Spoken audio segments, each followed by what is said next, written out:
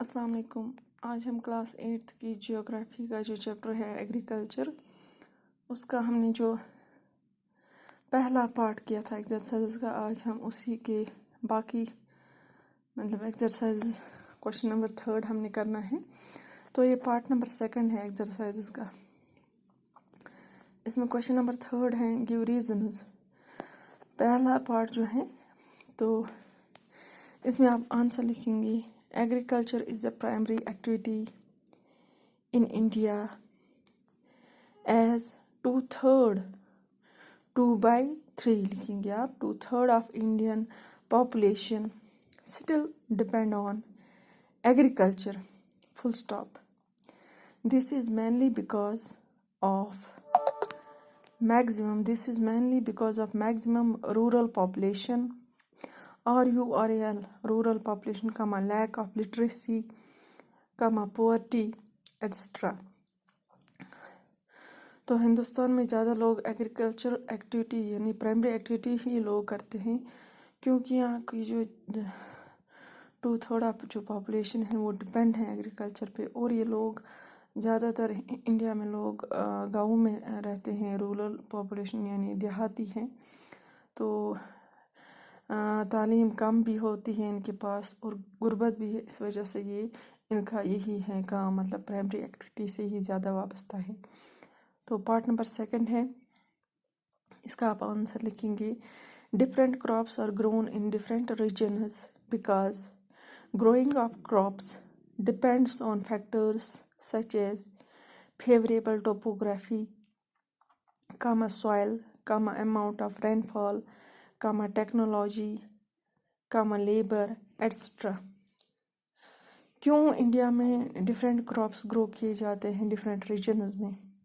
یہ اس وجہ سے کیونکہ انڈیا جو ہے بڑی کنٹری ہے، اس کا جو کلائمیٹ ہے، اس کی جو سوائل ہیں، تو اوورآل ہم دیکھیں گے جیوگرافیکل فیکٹر جو یہاں کے ہیں تو وہ ڈفر کرتے ہیں ایک ریجن سے دوسرے ریجن تک. تو اور بہت ساری جگہوں پہ ٹیکنالوجی استعمال کرتے ہیں، اچھی خاصی ٹیکنالوجی، جبکہ دوسری جگہوں پہ اتنا استعمال نہیں کر سکتے ہیں.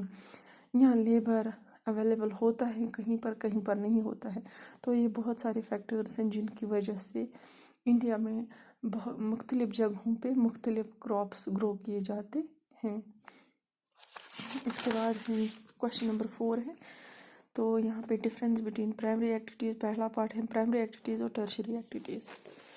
اس میں آپ بیچ میں کالم یہ بنائیں گے، اس کو ایک کالم، تو ایک سائڈ میں لکھیں گے پرائمری ایکٹیویٹیز، دوسرے میں لکھیں گے ٹرشری ایکٹیویٹیز. اب لکھیں گے پرائمری ایکٹیویٹیز میں پہلا related to production and extraction of natural resources. اسی میں دوسرا more physical work is needed. full stop. اسی میں تیسرا، یہ پوائنٹس ہیں اس کی، تیسرا فشنگ، ایگریکلچر، مائننگ، ایٹسٹرا. اسی طرح ٹرشری ایکٹیویٹیز میں لکھیں گے آپ پہلا provide support اور HELP help to primary and secondary activities. دوسرا less physical work is needed. تیسرا ٹرانسپورٹ، بینکنگ، پروفیشنلز، ایٹسٹرا.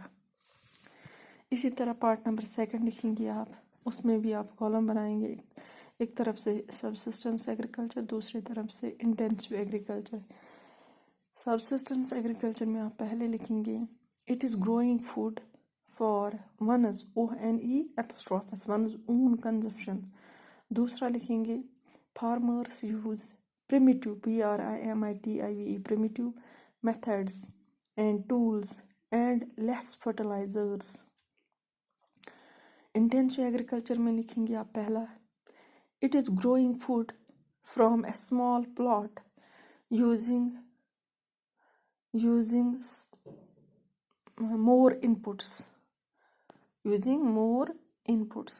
دوسرا لکھیں گے آپ farmers use simple tools and abundant human labor, labor, and use more fertilizers.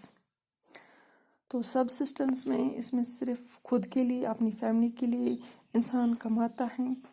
اس میں پرانے طور طریقے، پرانی مطلب ٹولز وغیرہ استعمال کرتے ہیں اور کم کھادیں وغیرہ استعمال کرتے ہیں.